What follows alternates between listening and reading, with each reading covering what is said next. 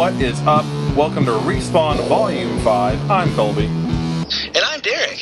And not only do we talk Spawn sometimes we get on a roll and talk about a lot of very interesting, very heavy, very awesome Spawn, because this is coming off of Volume 4, which we loved, and I forgot Volume 5 features some crazy deep dives that go a very different direction.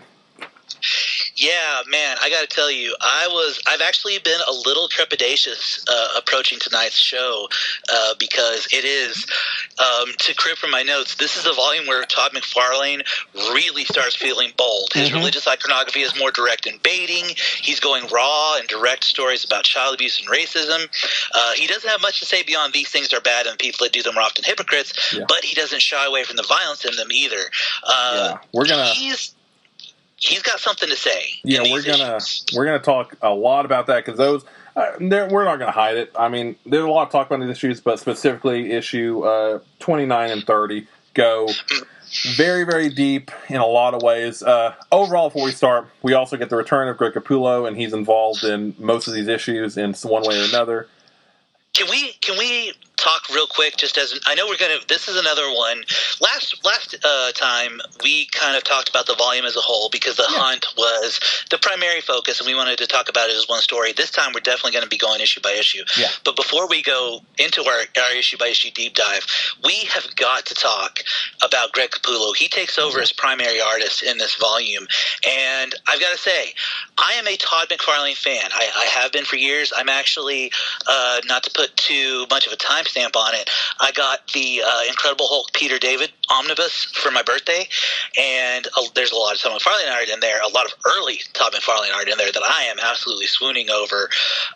But holy shit, this book takes a quantum leap forward art-wise with Capullo on art. Yeah, I mean, I've made no bones about it. Capullo has been for a long time my top, next to Frank Quitely and Gabriel Baugh, probably my top 3 favorite artists working today or in my lifetime, honestly. And it's really cool to see. I mean, we saw like a little tease of him, of course, the Grant Morrison issues earlier on in Volume 2 or 3. 3, yeah, Volume 3.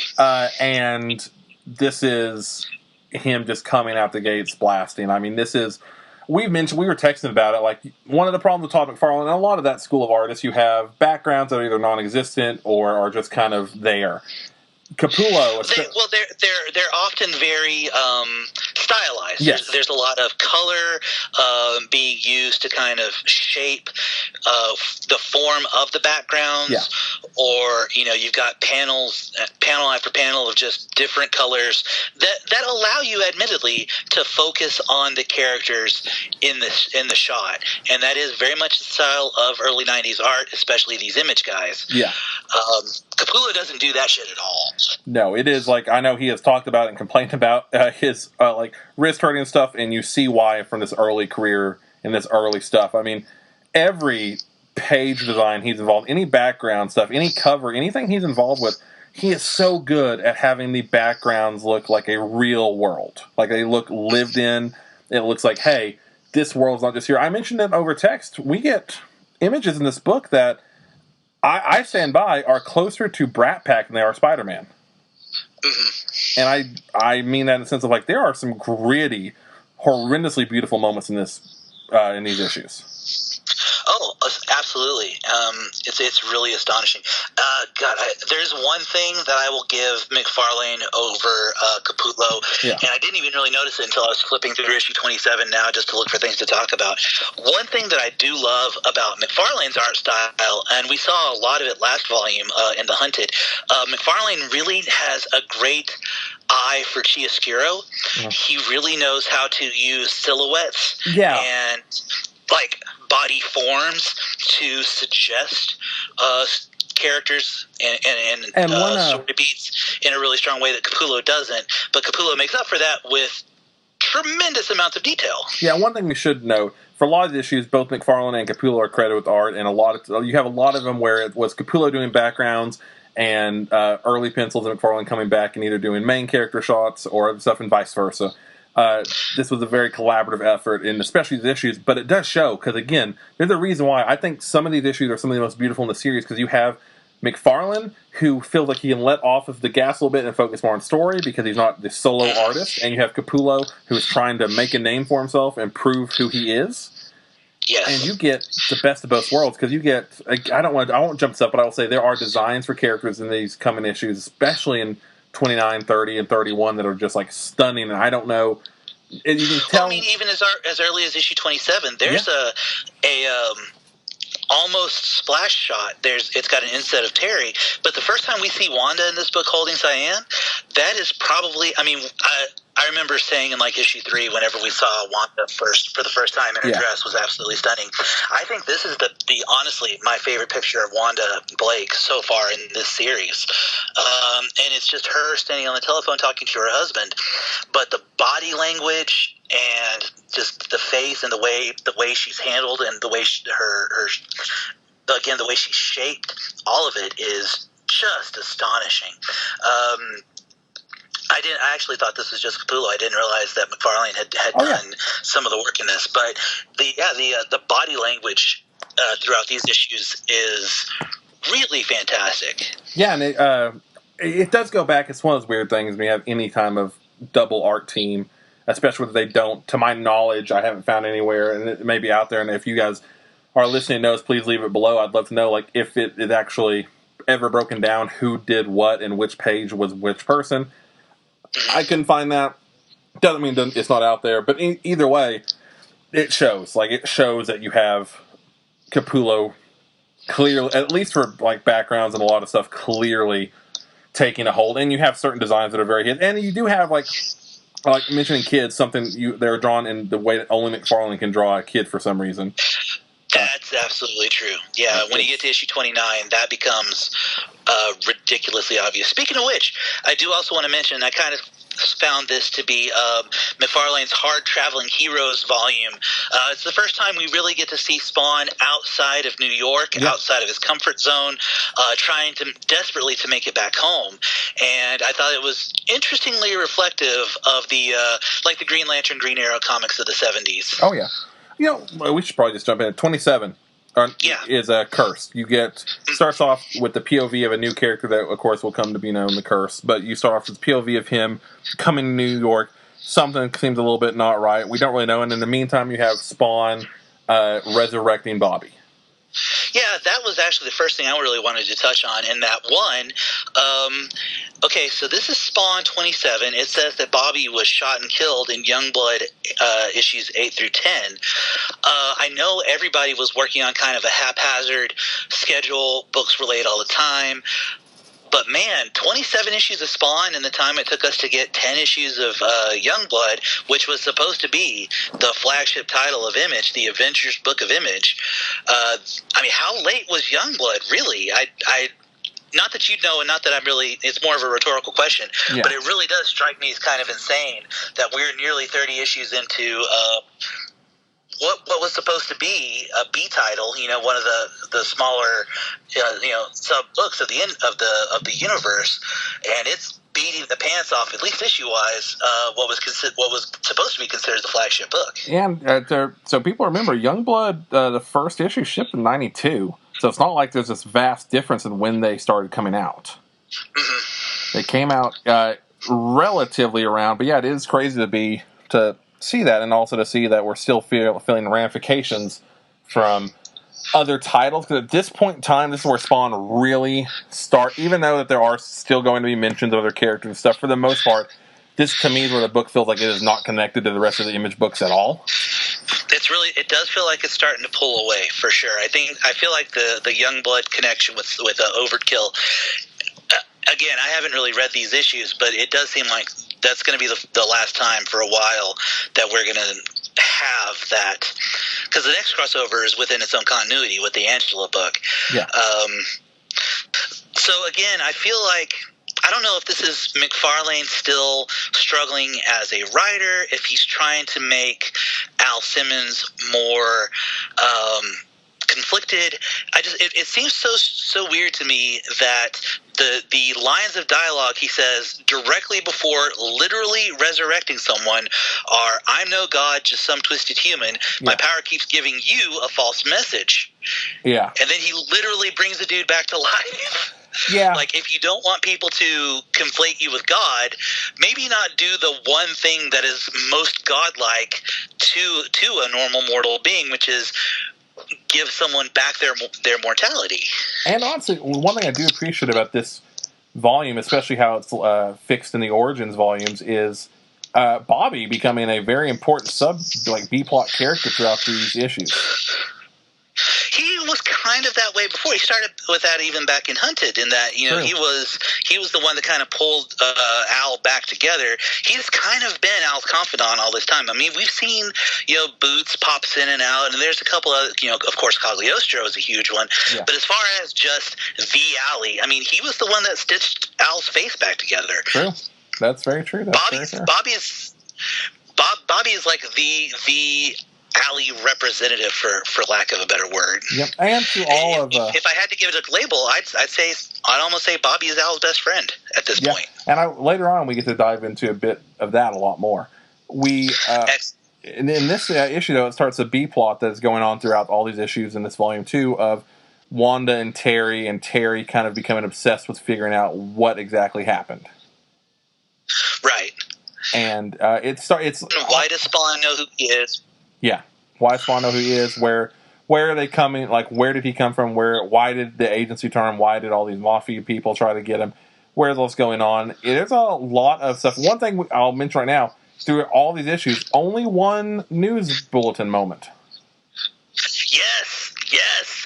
And honestly, I didn't hate it. I did kind of groan inwardly, as I always do now, that it had happened, because, you know, it's such a staple, but it's actually not a bad little news bulletin moment, and it's far along in here. It's like issue 31 or 30, somewhere in there. It's way further, but it was refreshing to read, because we're pretty deep in. Issue 27, honestly, like, it goes by very fast. You have Curse, you have Spawn kind of ambushed by Curse, and then like 27 and 28 kind of fall right into each other.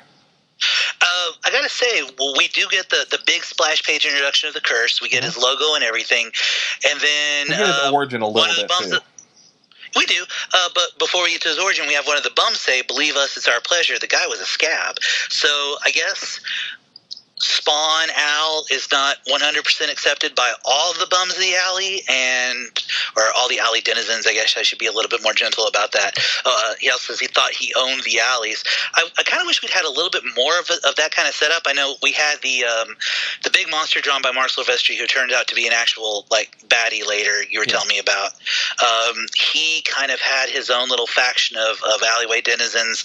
Last volume, I don't feel like people support, Al supporting the Alleys didn't feel as divided as I think we're meant to feel it is.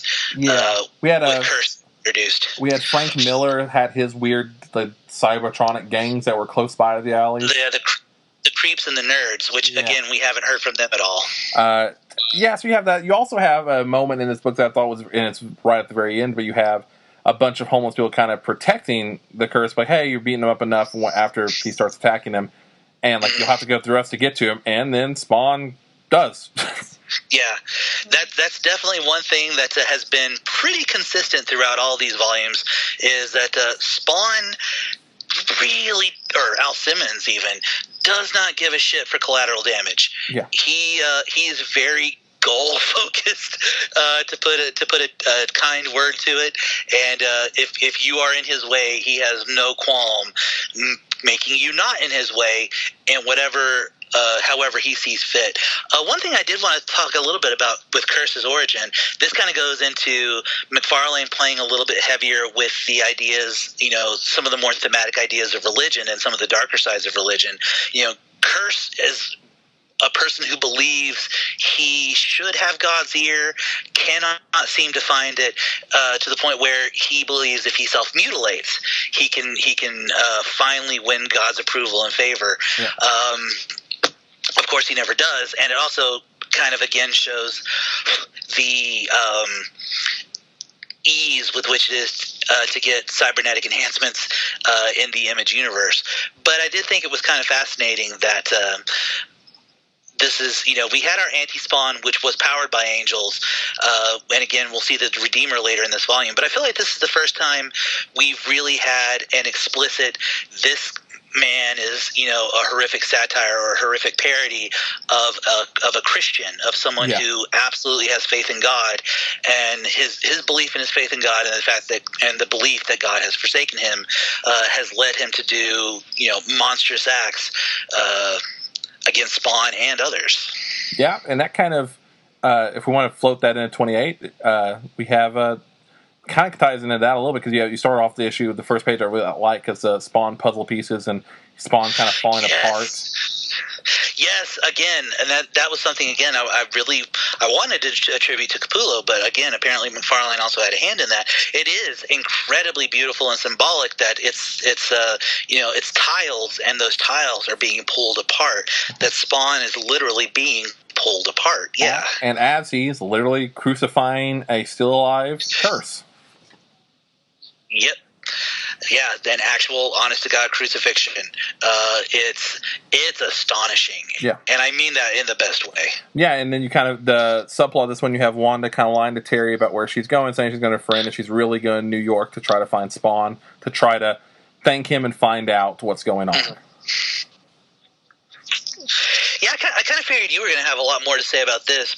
My only real note on it, other than that it's great, is that, again, we really see that McFarlane has a real eye for the soap opera and melodrama of their relationship. He really sells Al's sadness, Wanda's confusion, the fact that, Al Spawn is so comfortable committing violence in front of her and using violence to save her, and how much that bothers her, and how it didn't even occur to him that it might until after she literally says something to him. I think that says something about their relationship and their marriage, what he hid from her, what he never realized she wasn't comfortable with. Yeah, no, we get a much more demented Spawn in this issue, and we, like you said, how he handles the thugs that try to attack her as she's looking for him, and how all that's handled, and her cowering in fear when he lifts a hand, her ultimately running away after everything. But also another great moment reminiscent of early on of Spawn looking through the window, where after she leaves, where he's trying to get her staying, it's like he doesn't override it. It's like a simple please or whatever it says. And let me find the part, but it's like a really good. Yeah, I'm speeding that way. A little. Yeah. Wait, Wanda, please. Yeah, yeah. Just a really simple, how it's written, how it's lettered, how it's presented, how the drawing represents it. It's like a near perfect, very melodramatic moment, because you feel pain, you understand where they both come from. She's thanking him, and he feels and then afterward, even it's again very melodramatic, but the little caption of him staring at the picture of Terry, Wanda, and Cyan happy, and it'd be like he's been for literally 5 hours. Yeah. That feels that's a little bit of overkill, but again, with the melodrama on display, I think that's honestly fair. There's one thing I gotta say. I really feel like the only major misstep in this volume, I'm not gonna say it's the issue, but it's kind of throughout the volume. I feel like we spend a little too much time with Sam and Twitch gloating over Chief Banks's what they have over Chief Banks, as opposed to actually acting on it. And what it feels like to me is McFarlane kind of did not know for sure exactly what he wanted that to be until we get to issue 30, and then he was like, oh shit, I can bring Billy Kincaid back into it and make that a plot point, and kind of wrap up that loose end from a previous issue, at which point it gets really, really good, and that subplot really starts chugging along. But until then, we just keep getting these Sam's gloating. Twitch is just kind of there listening to the gloating for 2 or 3 issues before it really picks up any steam, and that just feels like I got to remind people this is still a thing, but I'm not sure what the thing is yet. And just again, there's a bit of the novice writer there, there's a bit of the amateur storyteller there, and it's not bad, but it is definitely the biggest, and I would argue only genuine misstep of what, spoiler alert for the end of the show, what I think was a really tremendous volume of Spawn. Yeah, because we get those little moments like this one. We have the only weird one with this one specifically. We see them finding out what's going on with the Chief and how it's connected, and it has a little stuff like, find out what happens next issue, even though it's like literally in the middle of the issue. Yeah, and it's just a one-page, hey guys, don't forget, this is a subplot, and it feels clunky in a way that the Wanda, Terry, Cyan stuff doesn't feel clunky. Yeah. There's not a lot of clunk in these issues, and I've got part of that has to be that he's not focusing as heavily on the art. Oh, yeah, for sure.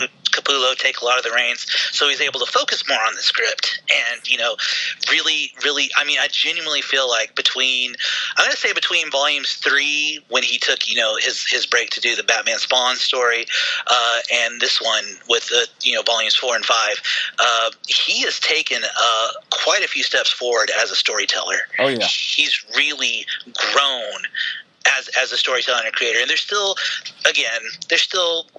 missteps and amateurism there, but less and less, and he's becoming more sure-footed in his storytelling capabilities as well. I think you can actually, God, I'm talking so much, I'm sorry. That's okay.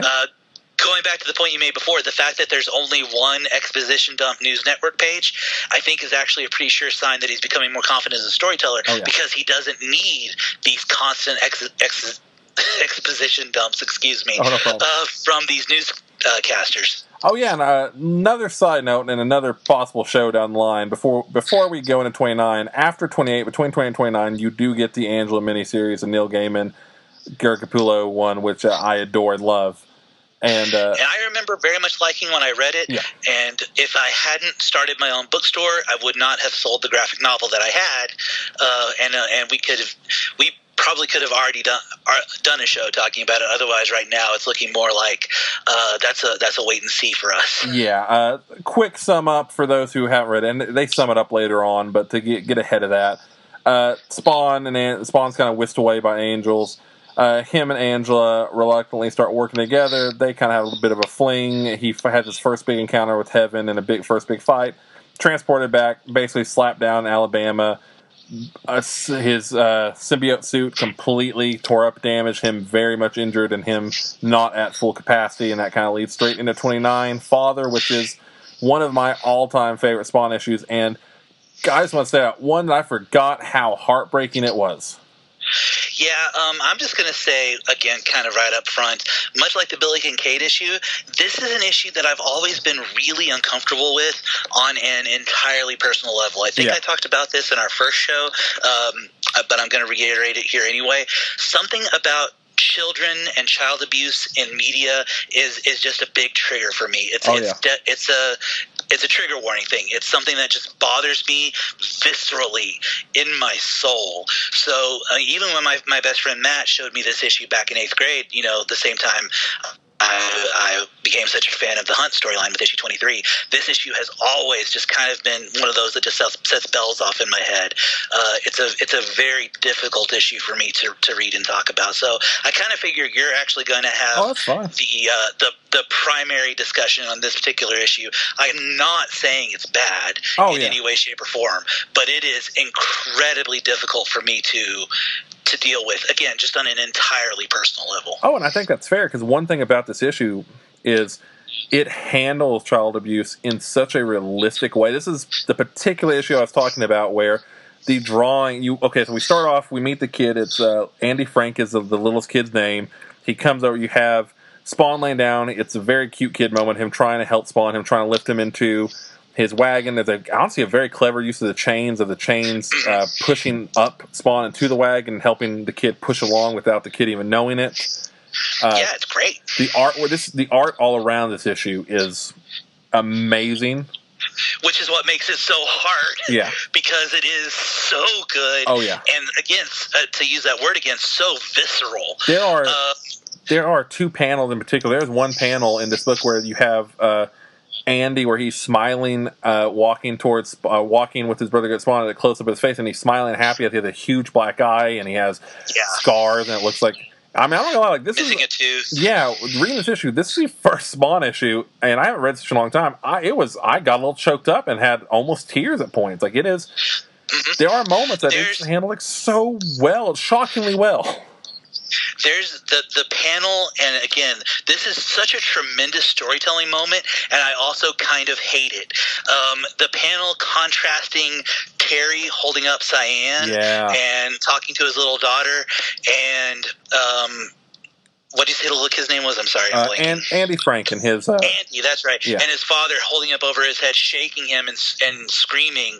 And it's a tremendous panel. Oh, yeah. I mean, the composition is beautiful. The storytelling is shockingly good. And it is so hard to look at. Yeah, I mean, even the notes is, I have this incredible juxtaposition. The big brother is trying to help him after he starts getting, we see the abuse for the first time. That makes it a little bit worse. Then you have, honestly, a very sweet moment of treating Spawn like E.T. and going out and little kids trying to reference what they know of someone like that and treating him like E.T. Then we kind of get a little flashback going back to the Wind Police, Sam and Twitch chief investigation, that they've learned that he is connected to Billy Kincaid. Right. Then you have, this is a very subtle drawing thing, and so I don't know, because for one, Todd McFarlane, I give Todd McFarlane and Capullo both a ton of credit in this issue because they both draw kids well. The only reason I think McFarlane probably had a lot more to do with kids is because this is very similar to some of the work he did, especially like in Korn music videos. I was going to say that's why when he said that, I was like, of course this is McFarlane, because those kids look straight out of Follow the Leader. Yeah, like straight out of Follow the Leader. And they are. And around the same time, too, because that was both around like 96, 97. So that would be similar time periods. You have this subtly great thing where you have them getting ready for church as the father is like disheveled and stuff, and then you cut to him in church, and he's drawn, it's a very Frank Quietly Superman thing. He's drawn just a little bit standing taller, a little bit more together, and how they're covering up the abuse in church and how they're handling it is, again, one of those very realistic and scary moments. But before you get to that, you got to talk about the best joke in the volume, which is that Chief Banks is Stan Lee. Yes. He is absolutely a parody satire drawing of Stan Lee, and I don't know if that was McFarlane or Capullo did it. McFarlane is like, yes, we have to run with this, but I do think it's absolutely goddamn hilarious that the guy that got the child molester off the Thorne and Burke side for the last 30 issues of this comic is a Stan Lee analog. Oh, yeah. I kind of adore that. It is insane. And then it's the paces is very well because you get all that, and then you cut to a little bit out. The church goes on. After church, you have the kids and the father watching golf on TV. He asks the littlest one to go get him a beer. He walks in. He accidentally drops the beer. It breaks. Then you have the father pull a gun on him as chaos is going on. He pulls a gun on the kid.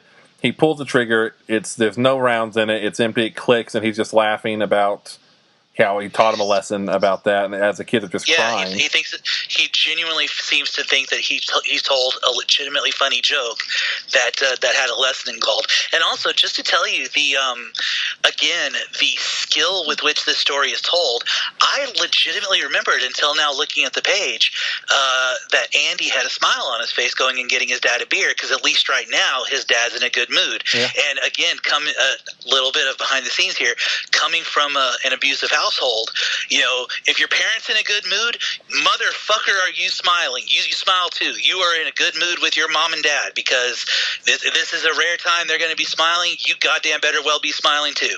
So I think I kind of put some of my own little experience into that. Oh yeah, and I saw that in a panel that's not there. But again, the storytelling is so crisp in this moment that I saw that in my mind's eye. Well, yeah, it goes back to the importance of comics is being able to have the reader know what happens between the panels in the white space, how important the white space is. Right, exactly. That's covered pretty heavily in Understanding Comics by Scott McCloud. You go straight from that. The dad goes to the bar or goes to the pub to find stuff. Spawn confronts the kids, asking what's going on. Handles it in a very sweet way. It's another my second favorite panel from this. Him holding the two kids together and just saying things will get better. I promise. Yeah, it's a really astonishing splash page. Yeah, it's and gorgeous. it's a character splash page. I mean, so many times throughout this series, throughout the 90s, splash pages have focused on, the heroes doing something cool, because that's the page that you can sell on the circuit for $2,000, $3,000, $4,000. Yeah. This one actually uses a splash page to have a really intimate character moment that is absolutely earned. I find that really astonishing. Yeah, honestly, out of all the amazing pieces of artwork in Spawn, from beginning to end, if I had a choice of what's one I could have, this would be top 5 of if I could have one, this would be a page I would love. It is. I believe it. I adore it to death. It's one of my favorite. And then you have, from that, you go Spawn confronting the father. He doesn't really beat him up. He basically just burns that all over his skin that he's a child abuser. He beats his kids. And it's not even a burn. Yeah, it doesn't hurt him. It's like a painless tattoo. Yeah. Really. And then so Spawn leaves, thinking he saved the day, and then you get again something that if you're not ready for it, kind of hits you in the gut. Where the kids come back from a great day at school, their father's covered in basically tattoos saying "I beat my children." Things escalate, start getting worse, and they beat him. And then the oldest son pulls a gun on the father and shoots him. And that's the end of the book. With the literal last line of dialogues being, "How many times have I told you that thing's not a toy?" Yeah. I know. Then Now, this is something I wanted to discuss with you, really, coming into it. What do you think McFarlane is trying to say by the fact that Spawn is utterly ineffective in his attempts to help in this issue? Well, I think one thing they bring up in this issue and in the next couple is Spawn's also still... He's kind of rattled from the battle with Heaven. He doesn't know how to feel about his feelings towards Angela or towards Wanda. He doesn't know what happened with Wanda. Has him on kind of in this weird headspace. And I think it's to show that Spawn is, as much as he wants to be it reminds me a lot of kind of the Secret Six hero issue, where it's as much as he wants to be a hero, as much as he at his heart wants to be the good guy, he is still, you talk about collateral damage, he's leaving collateral damage behind. He's not even thinking about it, and he's not on purpose, but he's trying to do his best, and he's not thinking it through, and leaving people in a horrible position. And I think it's kind of what's getting to is that kind of no good deed goes unpunished type situation of trying to make it to where it wasn't such a crystal clear black and white issue of, this is how you fix this. Right. I think that was a big part of it is... Again, 2930, they kind of, like you said, they're the road trip issues of straight out of Green Lantern, Green Arrow, of for whatever reason, McFarlane and Capullo are you know what? We're going on a road trip. We're dealing with modern problems. We're dealing with modern issues. We're hitting the hot button political issues of the day. Yeah. Child abuse and racism. Pop. But the reason I wanted to ask you that question, because you mentioned issue 30 here.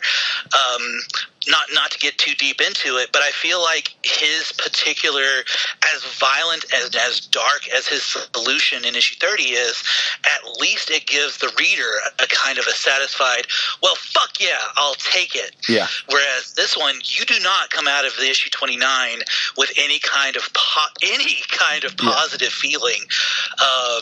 And it's a bold choice to have your superhero in your superhero comic fail so utterly against an entirely real world problem. Yeah. I wasn't sure. I'm still not sure how I feel about that. Yeah, it's like I said, it's a powerful statement that it lands, and I don't know, like you said, I don't know if that's necessarily for the better or worse, but it definitely has the intended effect of it leaves you feeling like, oh fuck. Yeah. That's real. That happens. It hit hard, it hit quick, it hit home. It definitely hit home. It's poignant, it's handled with such care that you don't expect from McFarlane. Mm-hmm. Again, it's not overwritten. There's not these long diatribes about the evils of this or the evils of that. There's a lot, like I said, that's true. Going back to these subtle nods at religion of him subtly making fun of, one of the most beloved church members is beats his children. And also, one of the beloved law enforcement members of the community. And then again, going back to what you were saying about how it doesn't have any of his long speechifying, anything like that. You mentioned this earlier. This is probably up to this point one of, if not the best paced issues of Spawn. Yeah. There is not a single page wasted in the entirety of issue 29. There's not a panel wasted in the entirety of issue 29, which again makes it such a difficult comic to discuss because the material that it's discussing is so, God, I hate to keep using this word, but it's so visceral and so real. Yeah. But then the storytelling on display is fucking top notch. Well, and again, the artwork is so gritty. It is so. I mean, again, this is. If you were to tell me this was an issue from Alan Moore and Dave Gibbons, I wouldn't be shocked. Like, I would be with the Dave Gibbons because Dave Gibbons is too distinct a draftsman for that. The artwork, yes, but as far as like. Or if this had been an Alan Moore fill-in from his time at the '90s at Image, or I'm actually comfortable making. Or even if this was like, the only reason I mentioned Brat Pack is because this has that same sense of like Watchmen, Brat Pack, of this deconstruction of a hero in a real lens that is handled somehow very well in the middle of one of the most comic booky characters imaginable. Yeah, and again, that's something I'm actually going to touch on here in a couple of minutes, is that, we go from 29 and 30, which are the hard-traveling heroes, real-world, real problems, to the reintroduction of the Redeemer, and oh my God, Spawn is attacking a Angel Citadel, and how surprisingly that dichotomy works, because it shouldn't. It should not. It does. It is Todd McFarlane, in my opinion, successfully pulling off why people love Alan Moore, Grant Morrison, Neil Gaiman, Peter Milligan, a lot of writers like that. It's McFarlane pulling that off pretty well. He's a lot less subtle than any of the writers you've named, but there's nothing wrong with a lack of subtlety. My absolute favorite artist of comics genuinely is Jack Kirby. Yeah. And Jack Kirby has all the subtlety of a sledgehammer to the face. Oh, yeah. I mean, if anything, this is very much, you can put this kind of in the Frank Miller camp of when he hits it right. Mm-hmm. And I'm okay with that. I'm very comfortable making that comparison, yeah. Todd McFarlane, Proto-Frank Miller, when he hits the beats right. I think that's an absolutely fair comparison. And like I mentioned, this goes into 30, where he's still walking through Alabama, or he's walking to the south, and they made a point that he's walking for 8 days straight, but he's been overall walking for a near month, and he happens, these people speed by him in a truck, and he kind of takes a second glance, like this can't be real, and sadly, in 2020, the current climate hits even harder because this is written over 2 decades ago, and it deals with still this feeling of like it's Spawn versus the KKK, one of the most controversial issues, probably the most controversial cover, and it is crazy. Yeah, that was something I wanted to touch on. We have a black superhero motherfucking lynched in his own comic, not just in his comic, but on the cover, and it is fucking insane. Also, I know we've already thrown his name around a little bit earlier in this podcast, so I do think it's kind of hilarious that in my notes before you and I ever started talking, that I said that to me issue 30 reads like an Alan Moore Swamp Thing. It does. It really does. Like, this has every bit of Swamp Thing or Hellblazer you can imagine. Like, it is, it's crazy because you don't expect this. This one, you have him even more so tossing and turning his head that he kind of regrets possibly sleeping with Angela, and there's some interesting lines where he's talking about like, oh, I cheated on my wife, but I'm also like, well, I mean, she's remarried. I think you're in the clear, man. Right. Yeah, his personal feelings regarding his own celibacy versus Wanda's are they're very masculine, they're very macho, and they're very 90s versions of masculinity. A little bit of toxic masculinity there, but considering everything we know about Al Simmons up to this point, also totally within character. Yeah, no, he's a super big military guy who's had years of experience and faithful. I mean, mostly faithful. Although we do get hints at, I mean, not to spoil later stuff, but definitely hints at him and Wanda's relationship throughout these couple issues. We're definitely not as possibly strong or great as the original issues may have led to believe. Well, it kind of reminds me of the Memento look at relationships, in that if you watch the commentary track for Memento, Christopher Nolan very much wanted to have the scenes with the dead wife be non-idyllic, because that's what real relationships are. Not every single moment spent with the love of your life is going to be, perfect and wonderful and storybook. But the fact remains, Leonard still idealized them because they were his past. Even though the actual memories he had were, fine. His wife was kind of snitty sometimes. She wasn't always the sweetest thing, but still, she was his wife. And there's a level of, absence making the heart grow fonder there, which being an old married dude, I can absolutely relate to that. I love my wife so much more when she's out of town. To be totally honest, and don't get me wrong, I love my wife when she's here too, but man, when she goes out of town for a week, that's when the pining really sets in. So I can absolutely believe that, especially coming back after 5 years in hell, Al's, he blanks out all the bad stuff or even the normal stuff and only remembers the highlights. That totally makes sense. Yeah, and you have, so basically this issue, you have the clan trying to run this family out of town. Spawn sees this happening. He asks, kind of confronts family, relates his stories of growing up in the military to what they're going through. He, at first, tries to disrupt their plans. They find him. He's kind of weakened down. They, again, lynch him. The father and... Well, they shoot him in the head, which we've seen before. A mortal wound to Spawn does at least incapacitate him temporarily. Yeah. I mean, if he gets shot in the head, down for a few hours. If he gets shot in the head, apparently he's down for about a day. That actually tracks with what we know about the character up to this point. That's true. They hang him, they lynch him, they ride off the next day. The father finds him there, and then the clan goes there, then the body disappears. He takes him to court, trying to, blatantly say they murdered a man. The judge clearly becomes more and more later in the issue, but basically, there's no body, there's no murder case, there's no case here. He tries to, he threatens a guy even for what he's doing. It's a very, very clear-cut case of what we learn later, where the judge is, in fact, the leader of this set of the KKK. They go back. You have, which I gotta say, the little petty grievances that Spawn does to just fuck with the that is actually really fun.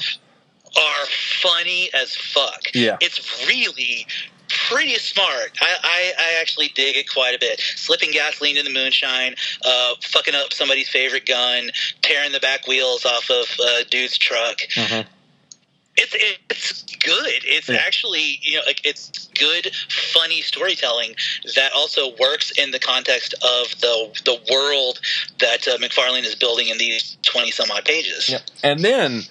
he confronts the judge, says, "You meet me here alone." He comes, he knows his friends are coming behind, but he comes alone at first. And then we get the reintroduction of Spawn's weirdest superpower that was technically set up as far back as issue 1.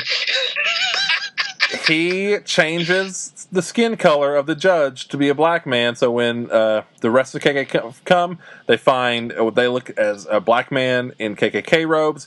They take him, and like I said, it ends on a similar but more uplifting note of his friends lynching and hanging him. Yeah, like I say, it is dark as fuck and surprisingly violent. Yeah. But again, you get to the end of this issue, and as a reader, you're like, fuck yeah, dude got what he deserved. It's dark as fuck, but it is weirdly satisfying. Yeah. Also, there's something I really dig about the line, "How dare you desecrate the sacred rope? No darky is worthy of its touch." It's kind of like the eye holes moment in Django Unchained for me. Yeah. It's like these people put so much power and symbolism into something so dumb, and it's such a great reflection of that, and it's really, again, it's a really nice subtle touch from McFarlane, a writer you don't expect a ton of subtlety from. No, it's very true. Like this whole, these issues in particular, there's so much that you don't expect from McFarlane. It's him going out of his depth in the best way and experimenting with ideas that are, again, for mainstream comics, typically no-nos. Right. Yeah, especially for mainstream superhero comics. Yeah. I mean, for all intents and purposes, Al Simmons, Spawn, is marketed as a superhero. He's getting a movie in a very short amount of time based on the idea that superhero movies are on the uptick. This is a character that is set in ostensibly a new superhero universe.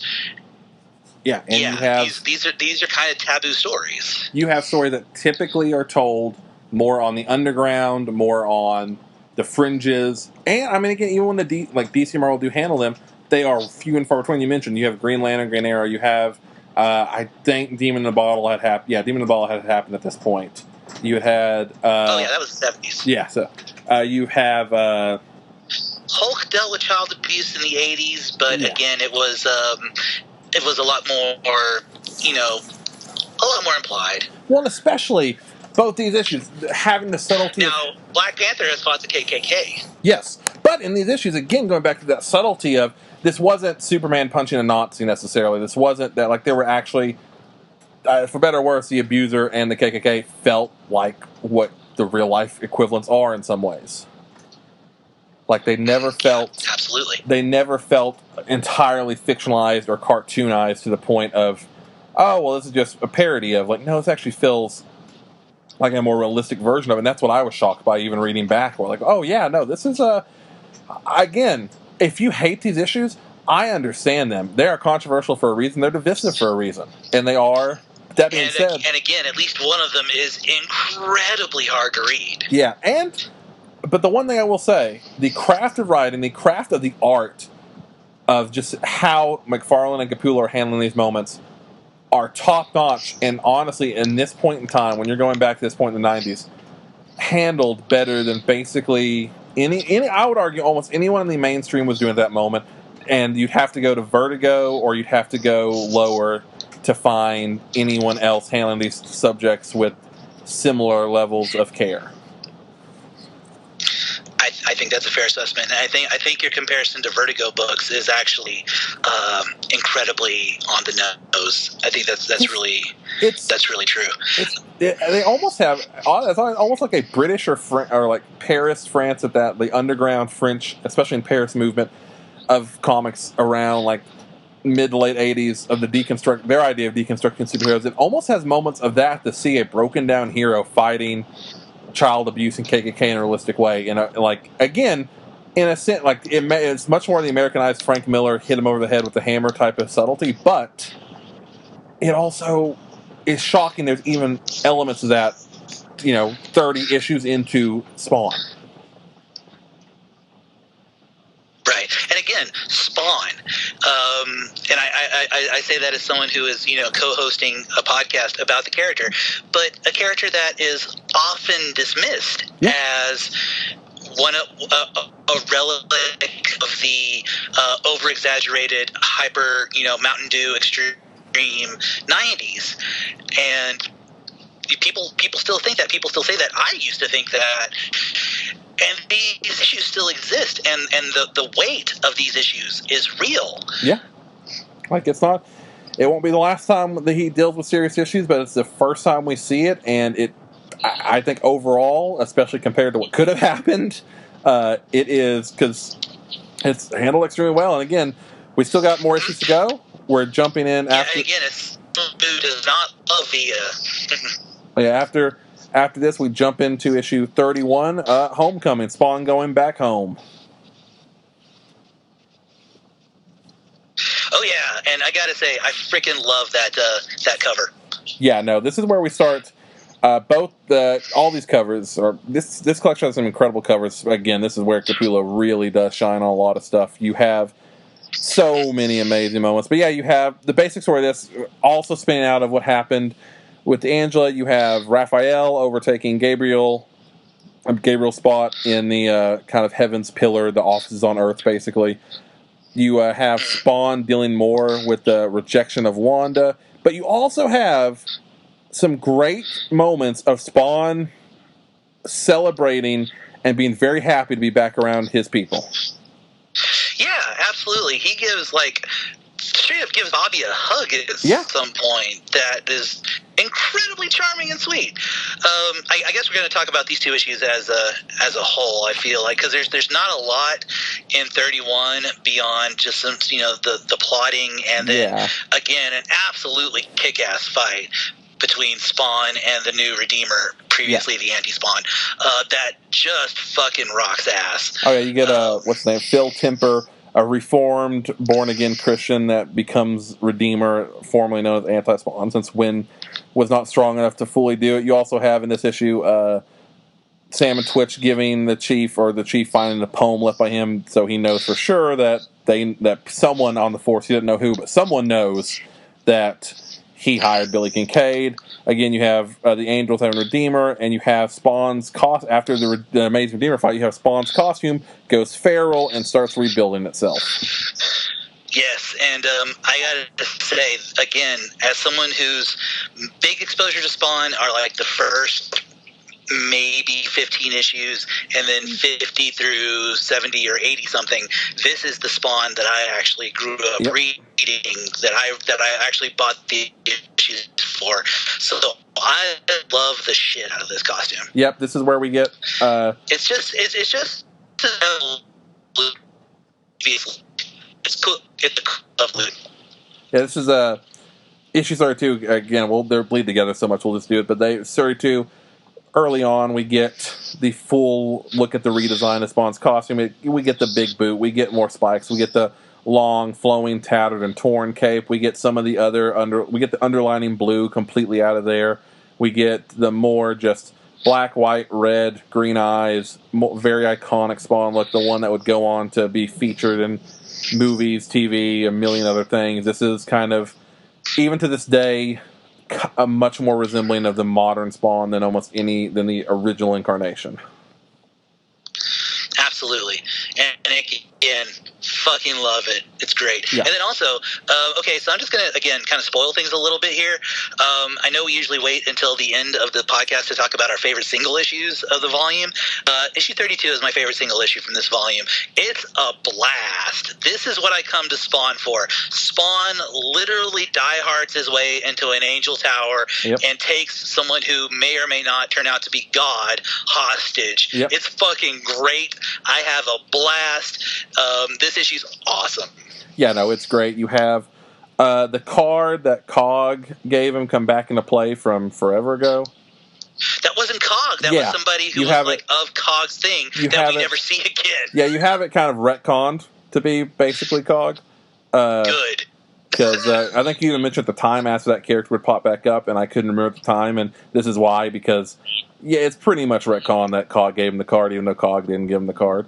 It kind of has to be, because they completely erase whatever plans they may have had for Cog in the first place, which is fine. It's totally cromulent, but it's also kind of hilarious that they're just like, nope, it was Cog. He was just wearing a different face at the time. Yeah, and you have, again, you mentioned God, but you have this portrayal of God, or its godlike entity, as an elderly woman talking to Raphael about kind of where they're going to plan, where they're going. You have some great moments, like you said. He's doing all this to try to. We didn't mention Redeemer kidnaps Bobby because Bobby has necroplasm in him because he was brought back with it. They're trying to study it. You have Spawn going and literally, like I said, taking God hostage to get his friend back. You have another fight with Redeemer, but this one, Spawn's now more powerful, and he's back at fighting capacity. Redeemer's unprepared for it. He's, like they said, he starts just basically spewing hot God lava all over the place.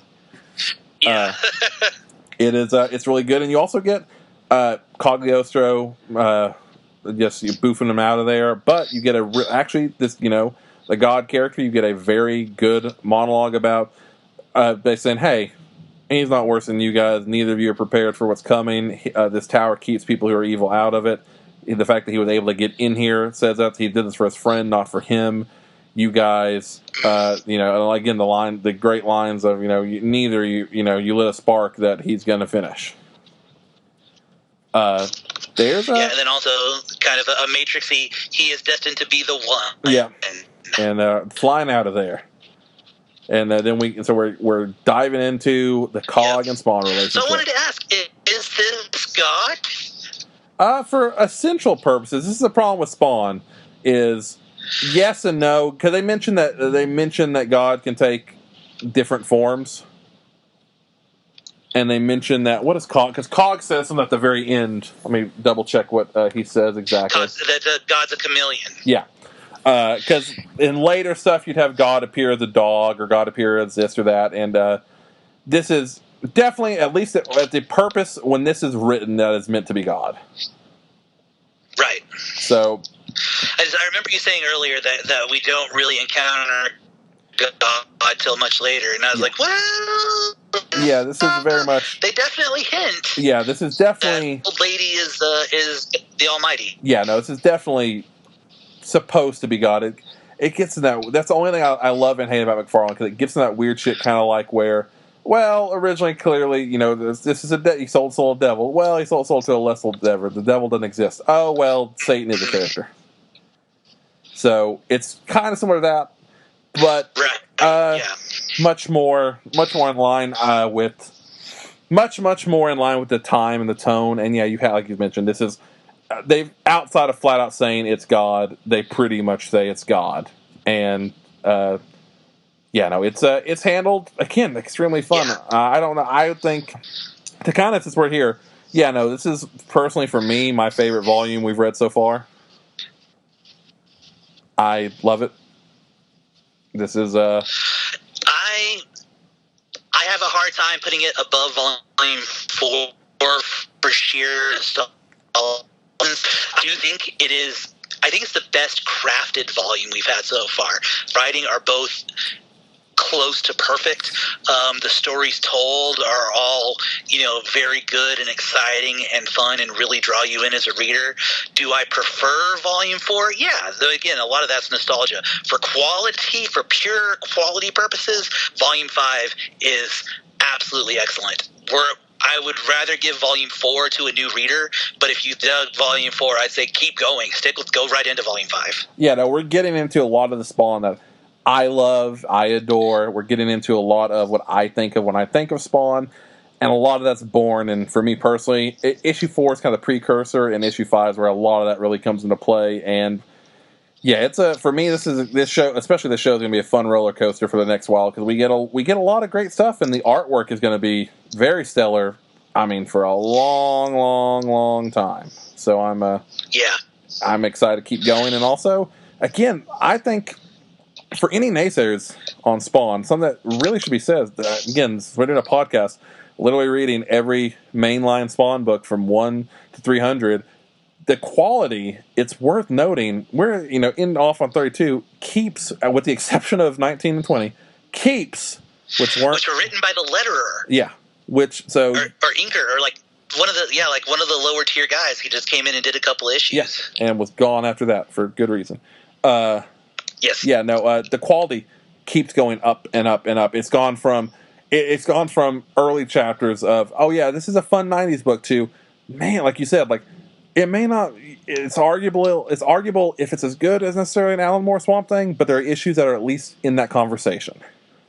It feels like it captures the tone and cadence of, and that's no mean feat. Yeah.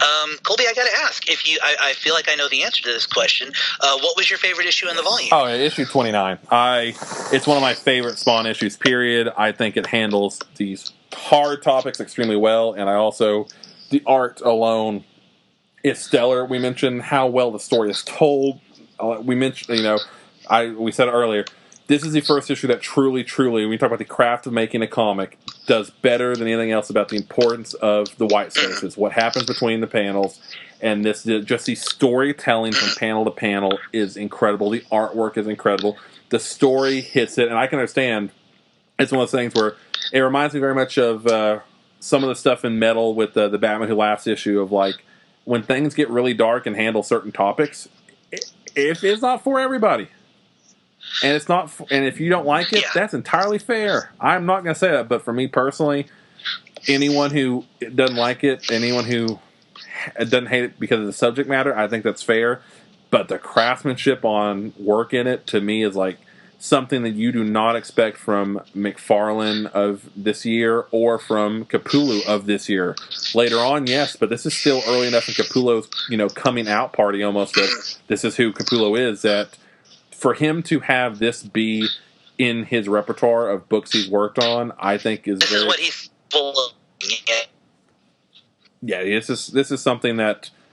This is one of those things that can become a stamp of, hey, if you want to know what they can do, this is what they can do. Agreed. Yeah, like I said, it's not that I don't like the issue; it's that the issue is very hard for me to read. But yeah, I can also agree that it's if you don't like it for the subject matter, I absolutely understand it. But I feel like you kind of have to respect it because it does handle what it handles with an amazing amount of subtlety and grace. Oh yeah, way more than you would ever expect it to. And that's what keeps drawing me back to it. Agreed. I will say, so... Absolutely. Before we kind of wrap this up, we are going to be diving into next month...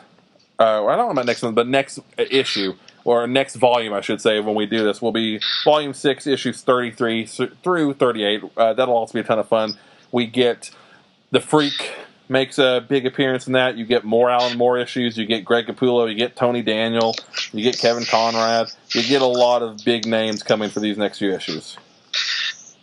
I did not know we were getting Tony Daniel. I am ridiculously excited. I don't know why I'm such a Tony Daniel fan, but I am absolutely a Tony Daniel fanboy. So that's huge news for me, actually. Yeah, no, we get some major stuff coming. We also get more of Grandma Wanda. We get more of... Again, Alan Moore coming back to play. There's a lot of these next few issues. These next several volumes, I'm very, very, very, very excited about because we have a lot of awesome shit. Very cool, and I've never read any of them, so I'm super excited to dig into them. As excited as I was to dig into this volume here, so far I'm keeping my promise to myself of reading each volume twice. One time just to read it through and absorb, the next time to take notes and kind of have a more critical view of the book. I think that worked out for this volume, at least. Our connection is getting terrible. Weather here is not being kind, so I'm going to go ahead and start doing the final spiel. Yes. We want to know what you think. Find us. This is actually our second show. Our traditional show is called Blah Blah Comics, Blah Blah Curse Words, which is why our email is blahblahpodcast@gmail.com. You can send us a letter there. You can write us on Facebook, facebook.com/blah blah podcast. You can find us on Twitter, where I am at blah blah pod. I'm at Hellhound F5. And you can find us on Instagram, where I've been posting a favorite movie a day for the entire month or year of my 39th birthday. I turned 39 on May 10th, and I'm going to post a favorite movie a day until May 9th, 2021. So if you want to follow that, that would be cool. I'm sure the Spawn film is probably going to make an appearance sometime in the 300s. We'll see. But you can find me there at Blah Blah Podcast. Yes, I'm at Hellhound F5 there. I am mostly music, comic stuff. I keep drawing random doodles of panels from these volumes, so do it. If you want to see my wonky versions of these panels, go check them out. You've been posting a lot of really excellent artwork. Oh, thank you.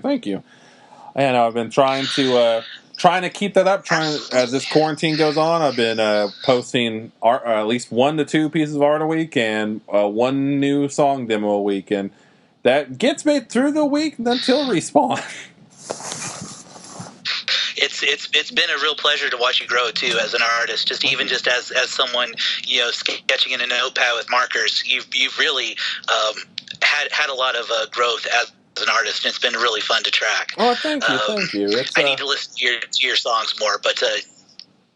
Well, I appreciate that. You can go check me out, Colby Cudney on SoundCloud for anyone interested. It's normally posted somewhere on Instagram or Twitter if you follow me there. But yeah, thank you guys so much for listening to these. Please, we love hearing your feedback. Leave a comment below. If you're listening on iTunes, leave a review. It helps a ton. If you're on SoundCloud or YouTube or anywhere else we post it, please leave a comment. We love your feedback, good, bad, and different. Let us know what was your favorite issue from this volume? What issue are you most looking forward to? And please get in touch with us. We'll get in touch with you, and we're going to keep making these because we love making them, and it seems like at least some people out there like listening to them. So thank you, and until next time, everyone out there, have an amazing evening. Before we cut out, we are taking next week off. It's a skip week, and then in 2 weeks we'll be back. Please edit that with another Blah Blah Comics, Blah Blah Curse Words.